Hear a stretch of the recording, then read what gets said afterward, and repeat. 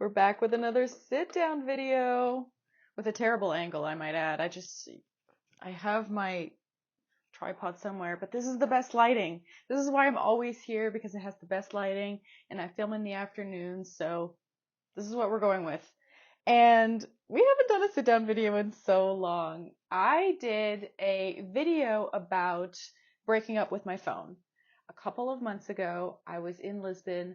I had this whole journey at the beginning of the year where I was like, okay, enough is enough. I was in a mindset where I was like, am I going to have to quit my whole entire business model because I am so addicted to my phone? So this video is for people who work in social media. This is for people who are required to be on various social platforms, who are kind of like on their screens all the time because they have to. This video is for you because I need to get a little bit more into the nitty gritty of breaking up with your phone and having healthier relationships with screens without having to compromise on your job, the role that you're in, etc., etc. So a couple of months ago, I was telling everyone that I had broken up with my phone, with my social media apps. I had deleted it all from my phone.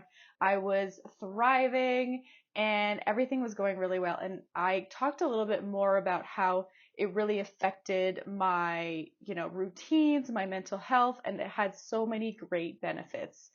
And I still am on that train, but it's a process of up and downs, and I'm still learning a lot about it. But I wanted to give you in this video 3 ways to make breaking up with your phone easier, and to also give a reminder that it doesn't have to be all or nothing, and there are ways for it to be effective without having to go off the grid and live in a cabin somewhere to be able to have that inner peace. Now, a little backstory on me. If you don't know anything about me, my name is Bianca. I'm a content strategist and creator. And so my whole business is working with businesses, with other entrepreneurs, and helping them on their content creation. So I'm on social media for work every single day. And so when I started looking into how to break up with my phone, I listened to a book, How to Break Up with Your Phone. And I just was in the mindset that I was like, I don't even think I'll be able to fully be able to do this because it's part of my job. And so when I started listening to the book, I was kind of listening to it like, whatever, I don't really care. Oh, so defensive about it that I was actually listening to something like this. But there was something that really stuck out to me that was, I think something that I mentioned in my last video that I did was that I basically deleted all my social media apps off of my phone. And so she was like, just delete them all. She's like, blah, blah, blah. You can put your social media apps on your desktop. So when you have to go on social media, you'll just have to do an extra step and it won't be so available to you. So I was like, huh, that's interesting. And I mean, this is for every habit. If you have a bad habit, the one thing that you have to do is make it hard for yourself to get that bad habit, to make it more difficult to access, basically. And then all the good habits, you make it easier to do, and vice versa. You get what I'm saying. So she was like, delete it off your phone and have your social media apps in other places. So my whole game plan was I deleted everything off my phone and I had my social media apps on my iPad because I still had to create a lot of reels and I couldn't really do that on my desktop. So I had my work iPad that I had all my social media on, which I don't really use throughout the day. I don't really carry it around all the time. So it definitely reduced my screen time a lot. And when I was in Europe, I did a lot of, gallivanting and doing really fun things. So I didn't really think about it that much. But now that back in Canada, I'm getting back into a routine. It's a whole other process. So I had put YouTube back because I thought I didn't have a problem with YouTube on my phone. Guess what? I do. And I've just been listening to a lot of YouTube. So I have to stop myself and being like, whoa, Bianca, you're on your phone a little bit too much. YouTube is too accessible.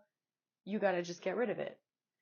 So that's what I did. I'm getting rid of YouTube, and I will schedule myself some time on my iPad to either work or do the doom scrolling that I want to do. At least it's not all the time. So that's number one on my thing, is just delete all the apps off your phone. There are plenty of other ways for you to have it, but just not so readily accessible. This is something that a lot of people have mentioned, but I just want to give you the reminder that you can. And even if it's a little bit of an improvement from before, it's still an improvement. So don't even worry about it. Just delete it. So you know all about that stuff. You know the first one that I tell you to do is just to delete all the social media apps off of your phone. That's step number one. Huge improvement there. Step number two, and this is something that I've been doing on and off because I feel like I need it during the day, but if you have, your phone or your iPad next to your workstation, if you're not using it, let's say if you're really going into focus mode, you're working on something specific and you don't need the social media next to you, put it in another room. Put it in another room, because I swear to you, if I have my phone or my iPad, I don't even think about it and I just go on it while I'm working on my laptop.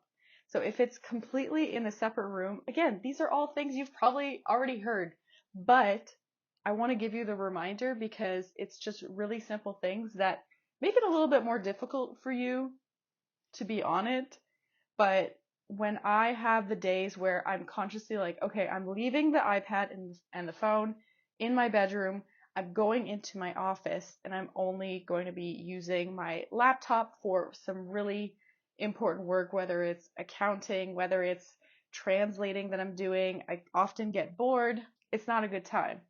So you got to get rid of those completely out of the room. Therefore, you have to get up and go get it if you really need it. My last little tip is actually a new one that I've recently discovered, and this is for someone who has tried everything and they still need to be on their screens a lot, but they find themselves being on their screens for too long. Like, I sometimes find myself having to post on one of my clients' social media posts, and then, well, I'm already here, so I might as well go see what's going on. And, an hour goes by, I'm like, oops, that just happened. Another way to combat that is to put your iPad or your phone on black and white. So there is a setting if you have an iPhone, but I'm pretty sure you can do this on Android too, but if you have an iPhone, if you have Apple products, you go into your settings, and I think I'll put a screen recording here so that you can see exactly how to do it.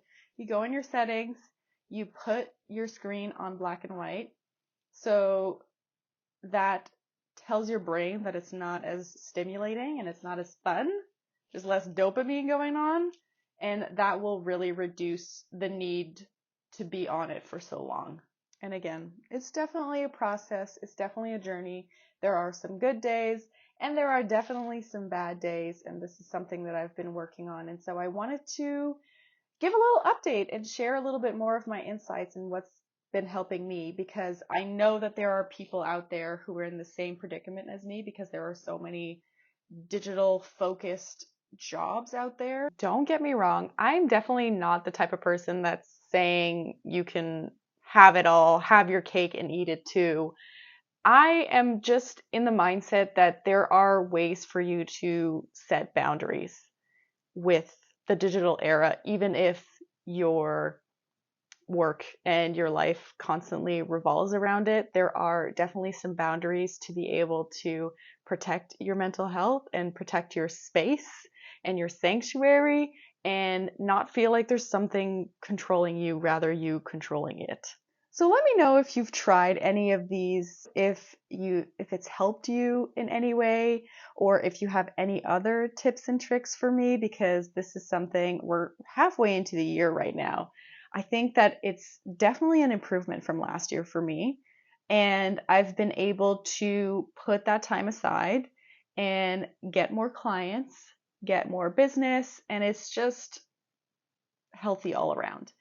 And I'm really excited to learn a bit more about your journey and if this is something that you've been experiencing as well, because I would love to chat about it. So if you have any other suggestions for me, or if you've tried any of these out, let me know in the comments. Thank you so much for watching this video, and I'll see you in the next one. Bye!